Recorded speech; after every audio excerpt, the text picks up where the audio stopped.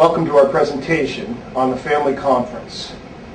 I'm Ian Hull, partner at the firm of Hull & Hull LLP and co-founder of Hull Estate Mediation. With me today is Susanna Popovic-Montag, another partner at the firm of Hull & Hull LLP and the co-founder of Hull Estate Mediation.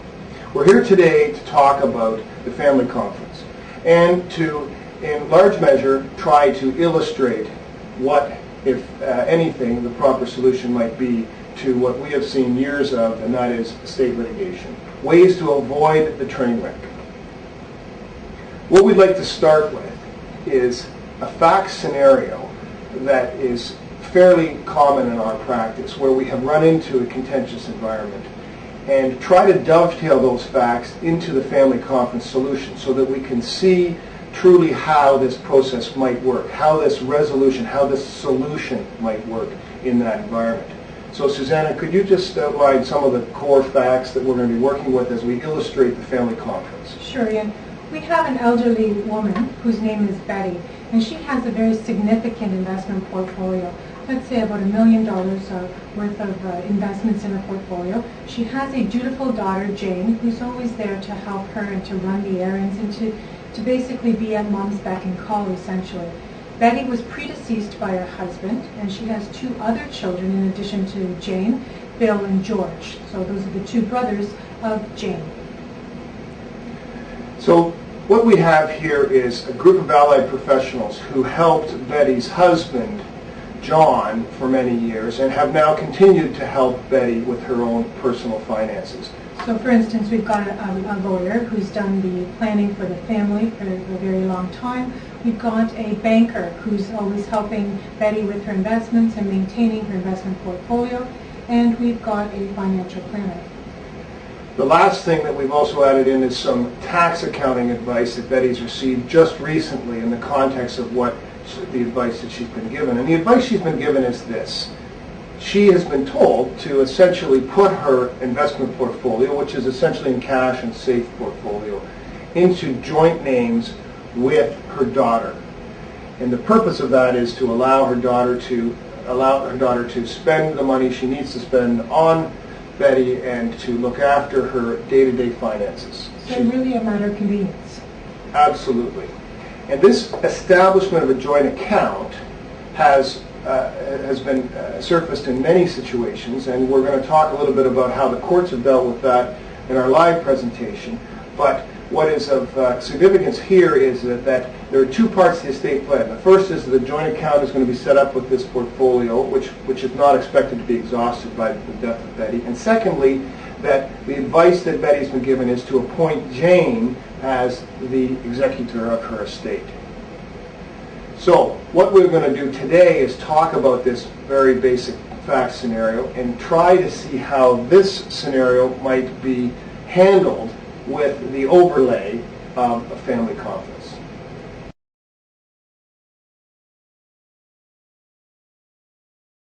Hi, and welcome to the Jones family meeting. This is a family conference that has been essentially called by your mother, Betty, and I'm Ian Hull, and this is my co-mediator, Susanna Popovic-Montag. The purpose of today's meeting is to make sure that everybody understands what Betty wants. Betty has said to both of us independently before this meeting that she wants an opportunity to look everyone in the eye and explain what she is thinking. She has the benefit of her lawyer, her accountant, and her financial advisor in the room today to give some of the nuances as to how she wants to accomplish it, but she really believes that it's important to have an opportunity to sit down with all of you and express her views. We're here today as facilitators, and that's it. Our role is to make sure that the message is made clear and that everybody's had an opportunity to sort of say their piece. And we want to welcome each and every one of you. Jane, of course, thank you for calling this meeting. And really what we're here today to do is to try to avoid train wrecks. As far as our background goes, we've litigated problems all our life. We have sat back and tried to solve problems far too late in the process. We're lucky today. Your mother is healthy and happy. She's got some firmly held beliefs as to how she wants to manage her affairs as she moves into her last years of her life, and she wants to have it in a dialogue and have communication. Why don't, Susanna, could you talk for a minute just a little bit about who's here and why they're here? Sure. We want to welcome each and every one of you. Of course, Betty, you're here and you've called this meeting for us, and we're very glad that you had the chance to do that. Jane, you're here with your husband, and we welcome both of you to this process. We've also got your brothers, Jane, Bill and George, and their respective spouses, and we think that it's just conducive to have everyone who may have an interest in this at the table at this time. We've also got George's daughter, Susan, who's an adult grandchild of Betty, and we welcome her here as well today. In addition, we've got, of course, the the planner, the family lawyer, and the accountant who are here to assist during the course of these discussions as well. So in terms of the process, we're going to have some open dialogue. We're going to have, we've got an agenda that we've circulated. The documents that we've circulated to everyone is the agenda, the agreement, and the rules of engagement, so to speak, the rules of today. We're going to start with an open session to allow people to have a general discussion. I know that Betty wants to start, and Betty has decided she'd like to be the chairperson. We're going to, again, facilitate any of the dialogue. And we're going to also give an opportunity for people to break out into a caucus, what we call, and we have other rooms set aside where we're going to be able to engage one-on-one with each of you to really get a sense of what may or may not be bothering you and how we can fine-tune things. Because today, ultimately, we want to leave with a signed family constitution that sets out precisely the guideposts of what the estate plan is that Betty wants to accomplish and how to accomplish it. I'm looking at the agenda today, and there really are two major issues. The first is the appointment of an executor and Betty's estate plan. There's no complexities here. Betty's told us that we could make it freely known to you, and as you know, we've done that by circulating the agenda. The will is going to be equally among the three children. That's not in dispute. The fact is, though, that Betty has decided she would like Jane as her executor, and secondly, Betty has decided to take the advice of her advisors and put what assets she has to be put into joint name with her daughter, who will be dealing with her day-to-day finances. Betty has also, of course, created powers of attorney where she's appointed Jane as both her attorney for property and for personal care. So, without further ado, let's take an opportunity to hear from Betty and hear from others in the context of this estate plan. Okay, hi Betty. Suzanne and I just thought it'd be useful to spend a minute to hear from you in this open session. As you've told us before the meeting and what's on the agenda, you've decided that in your 75th year you would like to step away even more dramatically from your day-to-day finances. And you've indicated that you want your daughter, Jane, to look after those finances even more intensely, in the sense that I understand that right now you sometimes sign checks, but you'd like to hand the whole thing over to her. Is that sort of what you're thinking? And can you tell everyone in the room, because you've got all of your children in the room right now, what you're thinking in terms of your estate plan? Yeah, that's correct. I would like to hand it over to Jane because Jane is around for me. She's always looking after my finances. The boys are professionals. They're busy. They're not around. You know, when my husband was alive, he looked after everything for me, and now that he's gone, Jane has just taken right over, and she's looked after all of our my finances. All right, and I know that certainly today all of your children have heard this, and they knew that when coming in here this was the plan, and so you're comfortable with this general idea? Yes, I'm very comfortable with it. Okay, thanks very much. Hi, Jane. We've now heard from your mother, Betty, and we just thought we'd take a moment and get your thoughts. Are you sort of comfortable with this idea of having you take over the day-to-day finances for your mom and that money be put in your name jointly and that ultimately you be the executor? Are you comfortable with this approach? I'm fine with it. If my mom's, if she wants me, then I'm willing to do it. That's not a problem. It's fine with me. Okay, well, with everyone in the room here, I just wanted to ask you to make sure you're okay. I mean, we can spend some time in caucus and go through this in some more detail, but as I understand it, you're a new mom, you're about to have a baby, and you said to us earlier that you think you've got the time for this. Is that true? Yeah, I do have the time. All right. Well, then let's hear from your brother, one of your brothers, Bill. So, Bill, you've now heard in the open session from your mom and from your sister. I just wonder if you have any thoughts or any comments in terms of this proposed plan. It sounds great. You know, I think that if that's what Mom wants, that's great. And Sis is able to do, Jane is wonderful. She'll be able to do this. That's great. If we can, you know, get it going, wrap it up, and I'll be on my way. This just sounds great. Thank you.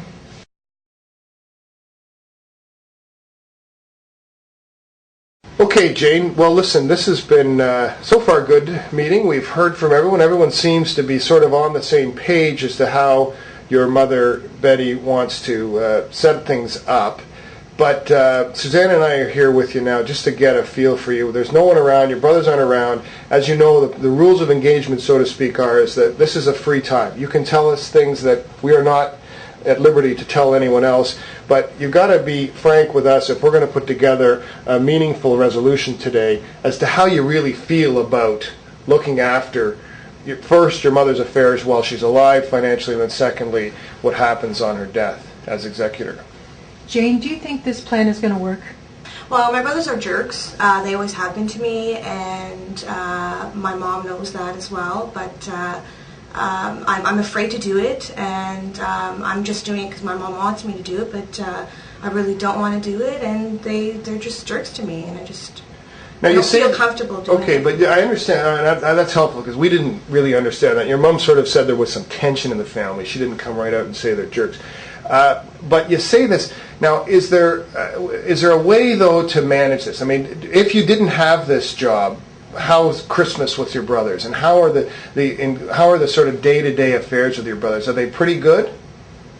Well, they're not so bad. I mean, our Christmases are not that bad, but when it comes to this type of situation, it kind of falls apart. So it's really the money that brings the worst out of your brothers. Because as I understand, you actually have been very close to one of your brother's children, who actually is a big hockey player, and you love the Leafs, and you tend to spend some extra time with them. So that's correct? Is that true? That's true, yes. Okay, so if we were able to work up a solution that satisfied your mother's need to have her financial affairs looked after, but didn't have you directly involved with that, would you feel more comfortable? I would feel a bit more comfortable with that, definitely. How do you think that would affect your relationship with your brothers? It'd be much, much better. Our relationship would probably be great. It'd probably go back to the way it used to be. So that's great. Yeah, definitely be good. Okay, well, look, we appreciate your frank discussion here because we didn't really get a sense of that. So we need to go back into separate caucuses and talk with the people to see if we can work through some ideas that Suzanne and I have about this, because this is a pretty important turning point. Thanks so much. Thanks, Jane. No problem. Thank you. Okay, Bill, we're in the caucus, and I heard you say in the open session that you're comfortable with this. My sense is, though, that certainly from what your mom's told me, that you and your sister, while you get along, there is some sort of normal family tension. How do you feel about this plan? It just can't work. Jane doesn't know how to manage, couldn't manage a hole in the branch, doesn't know what she's doing. Mom is doing what Jane wants because that's what Jane wants, and that's what Mom is doing. She's clearly got her under her thumb. And this is just going to lead to disaster. All the money's going to be gone in no time. She can't manage a thing. This is just not going to work. Okay, well, and I hear you, and I appreciate your concerns there. So, it seems to me that we can break this down into two parts. One is, obviously, your mom's heartfelt feelings for Jane, and the truth is that you travel to San Francisco regularly. You're a busy guy. You're not going to be able to deal with the personal care stuff. Right. And really, Jane has been doing that all this time now, hasn't she? She has, and I guess when it comes to that part of it, she's been doing a good job there. She's been able to look after Mom's needs. She's been there for her, and I haven't been. I've been busy. Right. All right, so this idea came from the financial planner, who Carol, who's been looking after your your dad's affairs and then your mom's for many years. And Carol's thought was, why don't we put it in an independent third-party trust company just for the purpose of dealing with the finances, and then at the same time we thought we would say to Jane, look, you stay on as the personal care, sort of the we'll call the attorney, but the person who's directly in charge. We floated this idea out, and one of the other twists that Jane said was that she said, look, I'm prepared to regularly communicate with my brothers, and one of the ways that I know, because you're an internet guru, is she said, I'll start blogging on my mom, and I'll put a daily blog out on mom's healthcare situation. How do you feel about these sort of general ideas? So we would know what she was doing on a daily basis then, or on a weekly basis. We could get some regular reports. And the financial part would be looked after by her, but with the input of a financial consultant. Is that what you're... Well, we'd even take it one step further, because I know your other brother is even more adamant about this.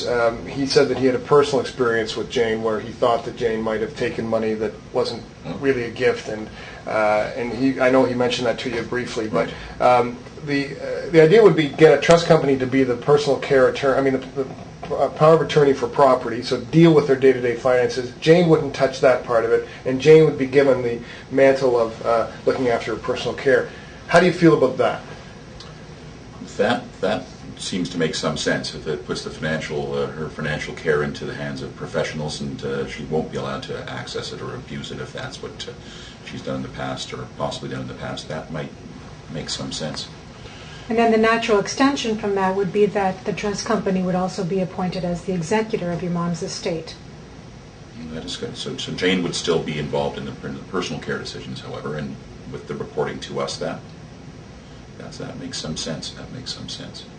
All right, well, why don't we do this? We're going to just go back and try to put this together in some tangible way. Ultimately, we can maybe identify these issues and put them in the family constitution that everyone's going to sign. But I'm glad that you're comfortable with it, because there seems to be some movement towards this sort of compromise solution. So we'll get back to you. Great. Thanks, Bill.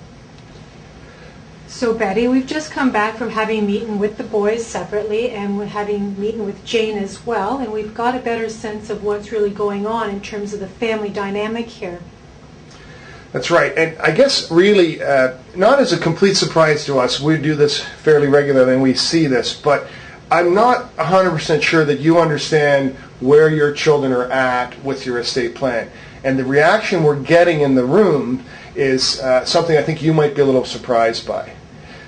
When we met first, you told us that you thought that there was sort of the regular tension amongst the kids, as every family does, 3 kids, 2 boys and a girl, different lives and so on. And when they were younger, you mentioned one of your children was particularly aggressive within the family unit. I think, to be polite about this and to be honest, there is some real tension with this estate plan, and so we want to talk to you. First of all, we've been given permission by them to tell you about this tension, and second of all, talk about some possible solutions to it. And I know you look a little nervous about this in the sense of what tension. Well, I'm just a little surprised. Absolutely, and so were we a little bit. But I mean, to sort of summarize it briefly, at the end of the day, Jane is very nervous about looking after your finances. Not because she doesn't think she has the time or can't handle it, but she's just worried about the suspicions and the tension that's going to get generated between her and her brothers. She wants to look after you. She's desperate to make sure that you're cared for. But on a day-to-day financial situation, she's just not crazy about changing her relationship with her brothers. And that is really turning herself into the financial manager of the family. But she's done it for so long, and she's done it all this time, and the boys have never been interested. Well, I think that's true, but I think what the boys have never been is honest and forthright about how they feel. And this is what today has allowed us. We've been able to bring out some of those thoughts. It's not that they don't trust Jane. It's not a question of trust. It's a question of to be honest, they think that they're the businessmen in the family, and they've always sort of resented the fact that Jane has been dealing with the business affairs of the family. That's news to me. Well, and that's fair enough. And they've certainly recognized Jane's contribution to taking care of you, Betty, without a doubt. They want that to continue. They know that she's there, she's able to help in a way that they can't even help. But from the financial perspective, they would just have a greater comfort with having someone else take care of that on a day-to-day basis. So what are you suggesting? Well, the suggestion that we came up with came really from your financial planner, and he's a tremendous. I know he's been worked with your husband before he passed away, and he's come up with this idea, and that is they have a trust company wing within their own institution, and that trust company deals with situations like this. They'll deal with day-to-day finances of someone like you who have just decided that you don't want to have to be burdened with this. It's a neutral party, and it's a business solution. Well, I can understand what you're suggesting, but isn't that very expensive? Well, sorry. there is certainly an expense associated with it, Betty, but the fact is, even Jane, if she were to take this job on, would be entitled to compensation. And a trust company, although, they can set up a different structure for their compensation scheme, they've got, rules that are basically set by the industry, and there is an expense associated with it, but it's one that, there's a real good reason for this kind of arrangement. And there really is a bit of a cost to keeping the family together, keeping the emotions down, and also looking after you. And the other part of this solution that we're suggesting is that we also invite, and we've already talked to your children about this, we invite Jane to be your personal care attorney. And that means that she's there when you become not well to look after you on a day-to-day basis on the personal care. So it will be what it is today. It will be seamless, but it gives you both a business solution and an emotional solution. We eliminate the tension within the family over the business side, yet we truly maintain the tight relationship that you and your daughter have about Okay, your well, care. that sounds reasonable. All right, well, let me go back to them and see if we can flush out some of the details. Thanks so much. Thanks very much. Hi, Carol. So we're just in a separate caucus here, and I noticed that you didn't want to say anything at the open session, which makes a lot of sense in this circumstance. But Suzanne and I just want to spend a minute with you and see sort of to get some of your expertise here. I know you've been a financial planner for many years, and you've helped out the family. I know you worked for the husband before he died, and then, of course, for Betty now. Looking after her finances. And as you've heard in the open session, there is some discussion as to who should look after Betty's finances now. We just wanted to brainstorm with you, Suzanne and I did. Do you have any ideas, like what would you think might work here? Well, gee, Ian and Susanna, I think it should be set up with an independent third-party trustee. That would be the best solution. And then Well, that's a great idea. Now, I guess the other part of that, too, is that it's sort of handy because you actually are associated and affiliated with a trust company. So then we can go to Betty. Because, see, Betty said to us separately she doesn't want to lose the connection between you and her because she trusts you so implicitly. And I guess that third-party trust company that's associated with your company would be a great solution. I think it would be a fantastic situation. All right, I'm going to follow this through and see what others think. This is a great suggestion. Thanks so much for your help, and we'll come back to you in a separate caucus. Thanks a lot. You're welcome.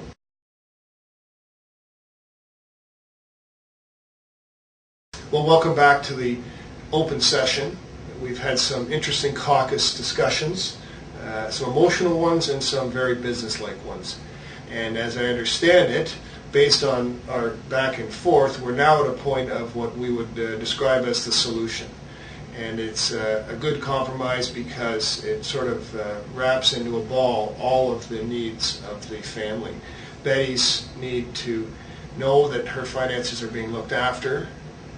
Jane's needs to understand her role as truly the caregiver, which she does best, as she described it, and the boys now have a better understanding of what's going forward from a financial standpoint because we have a business solution dovetailed into the family. And Susanna, what are we doing exactly on the business side of it? Well, from that perspective, Ian, there's going to be a trust company appointed to be the executor of Betty's estate. That trust company is also going to take care of her finances during her lifetime, and we've asked Jane to prepare an informal accounting, basically for her tenure and the work that she's done for her mom over the last little while, so that everyone knows where everything is at and that there's complete disclosure. And finally, what Jane has agreed to do, and because she is a bit of a technology guru, is she is going to keep the family up to date on Mom's health care issues by running her daily blog. And she's able to, she loves doing it, and she's going to have the Jones Daily blog.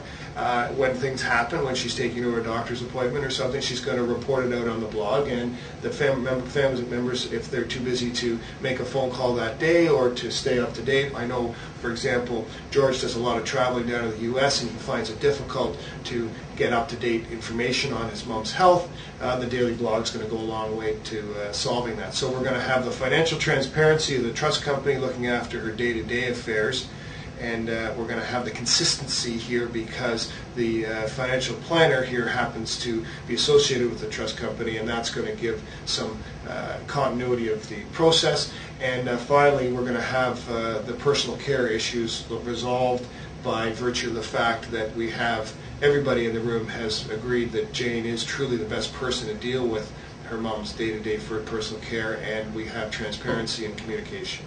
So let's take a moment now to work through the specific language of the family constitution so we can leave today with what everybody understands to be the mapped out plan to go forward.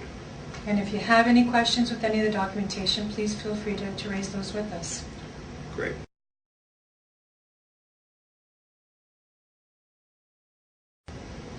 Well, it's been a long day. The Jones have been here today for about 14 hours.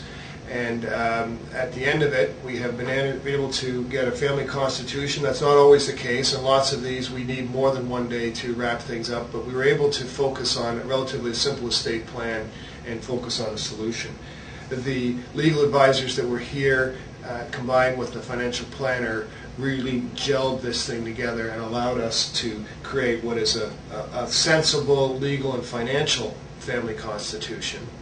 And certainly it's one of those successful stories that we're here to. And Betty did really leave an emotional legacy for her children and the rest of her family members. I think she's come to a place where she's very comfortable with the result, and I know that the children, certainly having spoken to them privately, they're very, very pleased with it as well, and I think that overall it was a very big success. Yeah. Thank you. So Betty, now we've signed the family constitution, we've got the plan in place, we've got everyone sort of buying into your thoughts and into your wishes. How do you feel right now? Well, I'm much more comfortable with it now. I realize that children there is some tension at times, but I feel at ease, and I am much more comfortable with the setup, with this arrangement. That's great. I'm glad to hear it. So Jane, you wanted to pull me aside to speak to me for a little bit? Yeah, I just want to tell you guys did a great job today. I'm really, really happy. I'm glad that I'm no longer the main person dealing with all her affairs. I know there's a trust company involved now, so it's great, and I'm sure the relationship with my brothers will just be much, much better, and I'm definitely happy with the way it turned out, definitely. That's good. I can see the relief in your face, so yes, I'm glad that sure. That's wonderful. Okay, Bill, you asked me to sit down with you after this. We've signed the family constitution. I know you're on your way off to grab a flight and get on with your life, but you wanted to see me. What did you want to talk about? Just wanted to thank you for your input. What we wanted to do was to set out a legacy that would protect Mom, protect her assets. I didn't have a lot of time to deal with it, but I thought that this was the process to deal with it through this family meeting. We were able to set up a plan that would look after Mom, take care of her assets, ensure that safeguards were put in place, and we all had an input into this, and I think that was important. It allowed us to head off a family crisis that I saw coming, and we were able to do that in an effective manner, and I think that through this process we were able to deal with the problem before it became a significant problem, allow me personally to get back on the road and back onto my plane and to know that things are going to be taken care of, and I want to thank you for that. Well, I appreciate that, and I also want to thank you because you played a big part in bringing the honesty to the table and making sure that we understood really what were the tensions, what were the underlying themes, and that finally, because of your technical background, this idea that came out between you and your sister, and that was how are you going to deal with things on an ongoing basis, and this idea of just saying, look, I'm going to do a family blog, and she knew that would resonate with you, and it's also going to allow for ongoing communication. So I'm excited about it. I think you guys have a great plan. You've got great financial planners around you and advisors, so I'm confident that we're going to be able to transition this next stage in life without any dispute. So be it.